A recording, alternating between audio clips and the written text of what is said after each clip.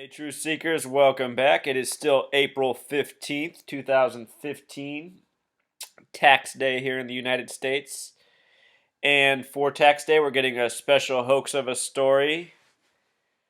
Not quite as alarming as the Boston Marathon bombing from 2 years earlier, but this one is of an angry mailman who landed a gyrocopter on the Capitol lawn. Let's listen to it from CNN, then I'll tell you what's funny about this. Those words are from an extensive website believed to have been built by the suspected 61-year-old pilot well before 61-year-old pilot. Remember the number 61. 61-year-old pilot. his flight that ended amid confusion, alarm, and drawn guns on the Capitol lawn. Nora News saw the single-seat aircraft approach. It flew straight toward us on the west base of the Capitol building, landed on the lawn, bounced once, and then sat still. The man sat still, sat in his chair, and then one cop came down and started trying to figure out what was happening. Another one came down, and within about 30 seconds, there were dozens of police cars, a large number of men with rifles and snipers running toward the man, yelling, "Don't move, don't move." News says nearby security forces seemed unaware of the craft until it touched down. While the suspected pilot appears to have kept details of his plan sketchy, in many ways it was hidden in plain sight.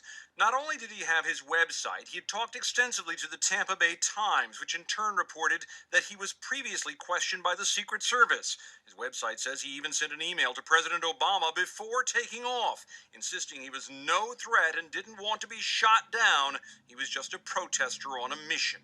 I thought it was a joke at first, and then my next thought was that this was something really bad. So what was his mission? According to his website and the Tampa newspaper's reports, the man is deeply concerned about campaign finance reform and wanted to deliver more than 500 copies of a letter to members of Congress.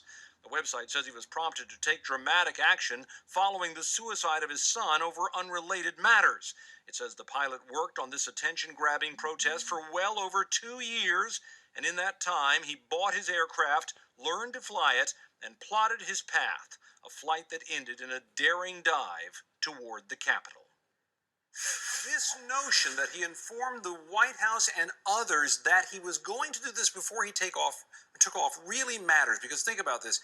If he was, in fact, an hour outside the no-fly zone here, that means he was still out in a zone where you're supposed to tell the FAA you're flying. So this aircraft of his would have flown for somewhere around 2 hours before coming in here. We don't know it came from this direction. It could have come from another direction up here, from anywhere, but that meant that this aircraft would have been a couple of hundred feet off the ground, traveling at only 25 miles an hour through what is supposed to be some of the most protected airspace in the country, Jake.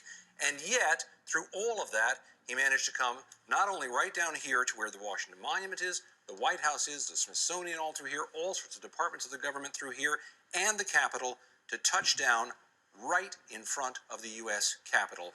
Jake, above all else, there are some huge questions being asked right now among some of the top security agencies in this nation's capital about... Isn't it amazing, True Seeker? Your whole life you've never heard stories like this, but now they've become a weekly, a monthly occurrence. I mean, we've had multiple White House fence jumpers, assassins right outside the White House, this, and a whole bunch of other crap that none of us can keep straight in our mind.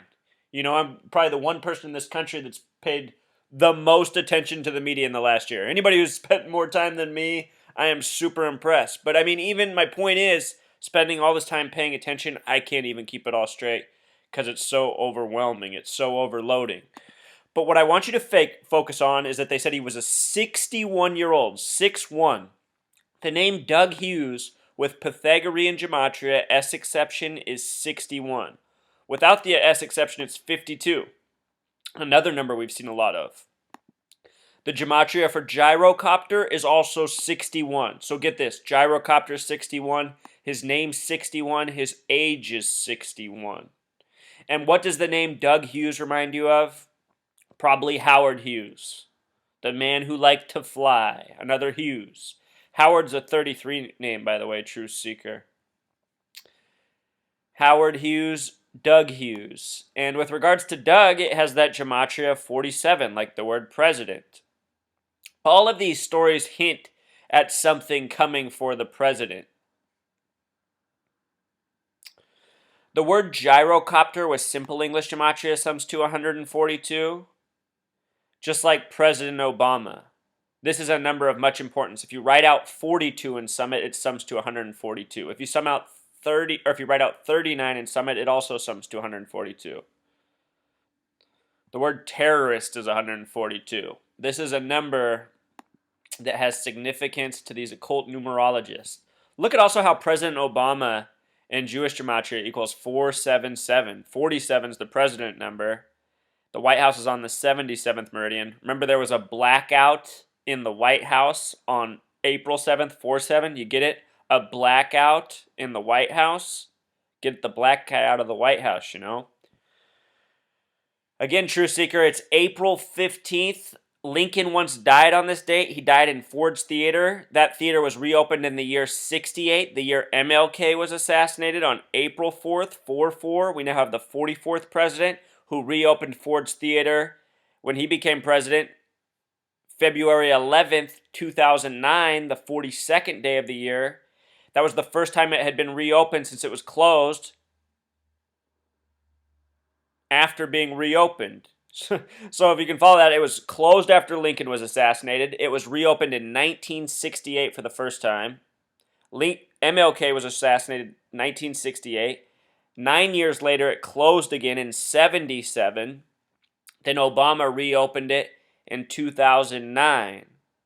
32 years later, Obama equals 32 in simple English gematria. 84 in Jewish gematria, like his birthday, August 4th.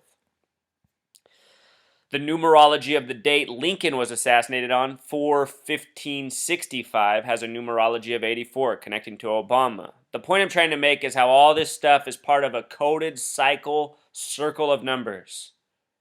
Older than Lincoln, way before Obama was on this planet. Way before anyone watching this video was on this planet. They've been hoaxing us throughout history by the numbers.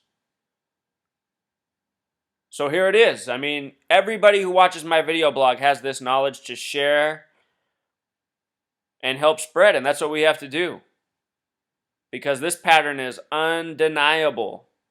Stories coded by numerology every day. The 61-year-old with the 61 name on the 61 vehicle. What a hoax. All right, Truth Seeker. Until next time.